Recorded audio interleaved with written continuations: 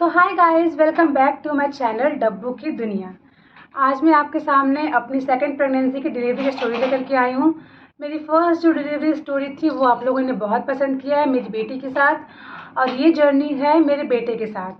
तो मैं इस वीडियो को शुरू कर देती हूँ और ये इंटरेस्टिंग सी होने वाली है क्योंकि जो मेरी फर्स्ट प्रेगनेंसी थी उसके बिल्कुल अपोजिट होगी ये डिलीवरी की कहानी। सो गाइज, मैं अपनी वीडियो को शुरू करती हूँ। आई होप कि आपको अच्छा लगेगा, तो मैं ये वीडियो को शुरू कर देती हूँ। देखो, बात है ना, मेरी जो ड्यू डेट थी वो थी 10 मई को। पूरी फैमिली वाली बहुत ज़्यादा हम घबरा गए थे क्योंकि 10 में बहुत नज़दीक था और मतलब पेन नहीं शुरू हुआ था। तो ऐसा हमारा मतलब है कि मेरी बेटी भी ड्यू डेट के जस्ट एक दिन पहले हुई थी, तो हमें लगा ना कि मतलब जो सेकंड बेबी है वो भी ड्यू डेट से थोड़ा पहले हो जाएगा, बट ये अपोजिट हो गया। सो क्या हुआ ना कि मतलब हमारे यहाँ बोलते हैं कि बेटी ड्यू डेट थोड़ी पहले आती है और अगर बेटा है तो ड्यू डेट से 2-3 दिन बाद आता है। सो कई तरह का कहावत है, कभी सही होते हैं कभी सही नहीं भी होते हैं। सो मेरे केस में क्या हुआ कि जो मेरा बेटा था वो डिलीवरी ड्यू डेट के 2 दिन के बाद हुआ था। सो बात यूँ हुई कि हम बहुत परेशान हो गए थे क्योंकि मुझे बहुत इंटेंस खुजली हो रही थी और पेन भी नहीं हो रहा था, कोई सिम्टम्स नहीं दिख रहा था मुझे डिलीवरी वाली। सो ऑन 9/8 को हम गए थे हॉस्पिटल डॉक्टर से चेकअप कराने कि अगर सर्विक्स का कुछ भी अगर मुंह खुला हो चाहे कोई लक्षण हो तो मतलब चल जाएगा पता हमें। सो 9th को हम गए थे तो वहाँ पे हमने चेकअप कराया। जो नर्सेस थी उन्होंने मेरा चेकअप किया बट कोई भी सिम्टम्स नहीं नज़र आया था उनको।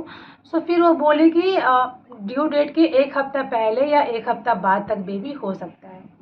सो मैं फिर मतलब नहीं घबरा रही थी, बट फैमिली वाले घबराते ही रहते हैं तो उन्हें लगता है क्योंकि प्रेगनेंसी ऐसी एक जर्नी है ना जहाँ पे हमेशा मतलब वो बना रहता है, टेंशन बनी रहती है। सो 9th को हमने दिखाया, फिर बोला कि आपकी डिलीवरी टाइम से हो जाएगी, टेंशन मत लो। तो हो गया, हम हो गए। फिर हम घर पे आए, मैंने सबको बताया कि ऐसी ऐसी बातें हैं, आप टेंशन मत लो, सब ठीक हो जाएगा, नॉर्मल अच्छे से हो जाएगा हर चीज़। फिर क्या हुआ कि अपने आराम से घर पे खाना पीना खाया, सोया। फिर क्या हुआ कि 12 तारीख के 2 बजे रात से ना मुझे हल्का हल्का पेन शुरू हो गया। तो मैं सो रही थी और अचानक ही ना पेट में दर्द सा महसूस हुआ। तो बहुत कम पेन था, वो इंटेंस पेन नहीं था। तो मैंने सोचा कि चलो ऐसे फॉल्स पेन भी आता है ना कभी कभी, तो मुझे लगा फॉल्स पेन ही होगा। अभी 2 दिन पहले दिखा कर के आई हूँ, डॉक्टर ने तो कुछ भी नहीं बोला ऐसा। तो 2 बजे मैं ऐसे मतलब हल्की हल्की नींद आ रही थी, नींद नहीं भी आ रही थी क्योंकि टेंशन भी लग रही थी कि शायद हो भी सकता है डिलीवरी हो जाए। फिर 4 बजा, फिर हल्का पेन हुआ। फिर मैं सोच रही थी कि अभी किसी को नहीं उठाऊंगी, जब मेरा पेन इंटेंस होगा तब मैं सबको उठाऊंगी। और मैं ना 6 बजे तक मैं अपने रूम में ही वॉक कर रही थी। फिर 6 बजे ना मेरी मतलब सभी लोग फैमिली मेम्बर्स उठ गए थे। फिर मैंने सबको बताया कि देखो मेरा पेन शुरू हो गया है और मुझे अच्छा नहीं लग रहा है, पेन आ रहा है और फिर कभी कभी पेन जा रहा है, ऐसे हो रहा है। तो फिर मेरी सासू माँ ने मतलब सब लोग बहुत ज़्यादा खुश हो गए थे घर वाले, क्योंकि हमको ना बहुत ज़्यादा इंतज़ार था। क्योंकि जो डिलीवरी की ड्यू डेट थी 10th में वो क्रॉस हो चुकी थी। तो जैसे ही हमारे यहाँ पे ड्यू डेट क्रॉस होती है सब लोग परेशान हो जाते हैं, बट परेशान होने की बात नहीं है। सो आपका हो जाता है, अगर 1 हफ्ता बाद भी आपकी डिलीवरी नहीं हुई ड्यू डेट के बाद में तब आपको टेंशन की ज़रूरत है, मतलब आपको फिर डॉक्टर को दिखाने की ज़रूरत है। क्या हुआ फिर कि 6 बजे से ही मुझे ना मतलब सासू माँ ने बोला कि पहले तुम चाय पियो गरम गरम। तो फिर उन्होंने मुझे चाय पिलाया गरम गरम घी डालकर। फिर 8 बजे फिर सब लोग मतलब तैयारी में लग गए थे कि कहाँ जाना है डिलीवरी करवाने, पैकिंग क्या करनी है, सब कुछ। हालांकि जो मेरा पर्सनल बैग था वो पहले से ही रेडी था। जो जो मुझे ज़रूरत थी, ऐसे मेरी फर्स्ट प्रेगनेंसी में क्या चाहिए था मुझे, तो मुझे पता था कि ये चाहिए होगा, तो मैंने वो सब पैक कर लिया था पहले से ही। तो हमें ना ड्यू डेट के पहले ही अपने पैकिंग कर लेनी चाहिए ताकि सुविधा हो, इजी रहे। जब हमारा पेन शुरू हो, लेबर पेन शुरू हो, तो हम फटाफट से रेडी रहें। तो ऐसे हुआ। फिर डिलीवरी को इजी करने के लिए फिर सासू माँ ने वो घी पिलाया। तो गर्मा गर्म घी ना मतलब पिघला कर घी और मुझे कप में 1 कप घी पीने को दिया।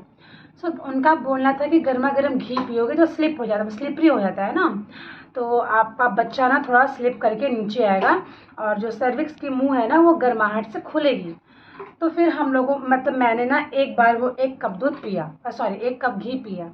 उसके बाद फिर गर्मा गर्म चाय ना मुझे वो ठंडा गर्म वाला बोतल होता है ना उसमें उन्होंने पैक करके दिया। फिर हम लोगों 10 बजे हमारी गाड़ी आई थी और हम मेरी सासू माँ, मैं, मेरे हस्बैंड और मेरी बेटी हम चले थे डिलीवरी करवाने हॉस्पिटल में। 11:30 बजे हम पहुँचे हॉस्पिटल में। वहाँ पे मतलब कि भीड़ तो उतनी नहीं थी, लेकिन फिर जो चेकअप होता है, ब्लड टेस्ट, यूरिन टेस्ट, जितनी भी चेकअप्स होती हैं, क्योंकि उस टाइम भी मेरा पेन ना बहुत हाई लेवल पे नहीं पहुंचा था, लेकिन वो होता है ना कि मतलब थोड़ा हम लोग घबरा जाते हैं, इसलिए हम लोग अस्पताल पहुंच गए थे। तो फिर वहाँ पे क्या हुआ कि सारे टेस्ट हुए, डॉक्टर ने एडमिट किया मुझे। फिर डॉक्टर ने इंटरनल चेकअप किया तो सर्विक्स का मुंह ना 6 सेंटीमीटर खुल गया था। तो सेकंड प्रेगनेंसी में डिलीवरी थोड़ी इजी होती है, लेबर कम जाता है, और फर्स्ट प्रेगनेंसी में लेबर काफ़ी लंबा जाता है। मेरी खुद की फर्स्ट प्रेगनेंसी में ना मेरा लेबर 18 आवर्स का था, और ये जो सेकंड प्रेगनेंसी है बच्चे बॉय के साथ है, इस टाइम मेरी जो लेबर है वो मैक्सिमम 4 से 5 घंटे की थी, इंटेंस वाली। क्योंकि ऐसा बोलते हैं कि सेकंड प्रेगनेंसी में, सेकंड डिलीवरी में ना ईजी हो जाती है, और ये सही भी हुआ ये। जब हम पहुँचे 11:30 बजे, तो इंटरनल चेकअप के बाद ना मेरा जो सर्विक्स का मुंह था ना वो 6 सेंटीमीटर खुल गया था। तो डॉक्टर ने बोला था कि आपकी डिलीवरी ना 1-2 घंटे में हो जाएगी, और वैसा ही हुआ। फिर डॉक्टर ने मुझे पेन इंटेंसिफाई करने की ना इंजेक्शन लगाई, और उस इंजेक्शन से क्या हुआ कि जो मेरा दर्द था ना वो काफ़ी बढ़ गया, और दर्द बढ़ने की वजह से ना हमारा जो अब ये सर्विक्स का वो है ना, मुंह है ना, वो भी खुलता है, क्योंकि पेन बहुत ज़्यादा आती है। अब बच्चा भी प्रेशर करके बहुत नीचे खिसकना शुरू हो जाता है। यही हुआ था मेरे साथ। डॉक्टर ने मुझे सिर्फ एक इंजेक्शन लगाई थी, और फिर करीबन 1 बजे ना मेरा जो सर्विक्स का मुंह था वो पूरी तरह से खुल गया था। डॉक्टर ने मुझे 1 बजे लेबर रूम में एडमिट कर लिया था। उसके पहले मैं कॉमन रूम में थी, और 1 बजे डॉक्टर ने मुझे लेबर रूम में एडमिट कर लिया। फिर वहाँ पे क्या हुआ कि उन्होंने मुझे ड्रिप लगाई थी, और उन्होंने बोला ना कि पुश करो।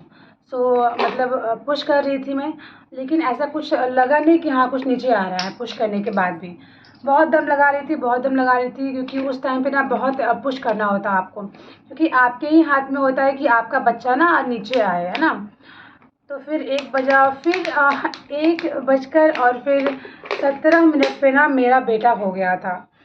इतनी मेहनत लग रही थी पुश करने में, इसलिए बोलते हैं कि डिलीवरी से पहले आदमी को खा पी के जाना चाहिए बढ़िया से, क्योंकि हेल्दी खाना, फ्रूट्स वगैरह खा लेना चाहिए, क्योंकि उस टाइम पे ना बहुत ज़्यादा जोर लगाना पड़ता है। आप ही के हाथ में होता है, सब मेहनत आप ही की होती है। 1 बज के 17 मिनट पे ना मेरा जो बेटा है वो हमारे सामने था, और मेरी पूरी फैमिली बहुत ज़्यादा खुश थी। सब लोग एक दूसरे को फ़ोन से बातें कर रहे थे, और फिर मेरी छोटी बहन भी मेरे पास आई थी। फिर वो लेबर रूम में आई थी, बहुत इमोशनल मोमेंट था। सब लोग बहुत ज़्यादा खुश हुए थे, क्योंकि ऑब्वियसली हमारे यहाँ पे जब बेटा होता है तो लोग बहुत ज़्यादा खुश होते हैं। मेरे बेटे के टाइम में बहुत लोग खुश थे, बहुत ज़्यादा खुश थे, बहुत मिठाइयाँ बाँटी गई थी। फिर क्या हुआ कि मम्मी, सासू माँ लोगों ने फिर नर्सेस को पैसे दिए खुशी में, और डॉक्टर्स को दिए पैसे, कुछ मिठाइयाँ बाँटी गई, बहुत मज़ा आया। और फिर हम लोगों ने ना रात भर अस्पताल में स्टे लिया था। एसी वाला रूम था, लेकिन क्या हुआ कि जो मेरा न्यू बॉर्न बेबी होता है ना, तो तुरंत जब माँ के पेट से बाहर निकलता है तो उसे हमारे इन्वायरमेंट में सेटल होने में टाइम लगता है। हमने एसी का रूम लिया था, बट हम एसी का यूज़ नहीं करने पाए थे, और गर्मी का मौसम था, बहुत गर्मी लग रही थी। फिर पंखे से ही हमारा काम चलाना पड़ा।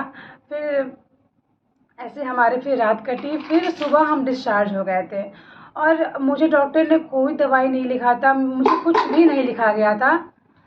और यही है मेरा लल्ला, यही है मेरा बाबू। मेरी सेकंड डिलीवरी में यही हुआ था, जो खुशियाँ लेकर के आया था।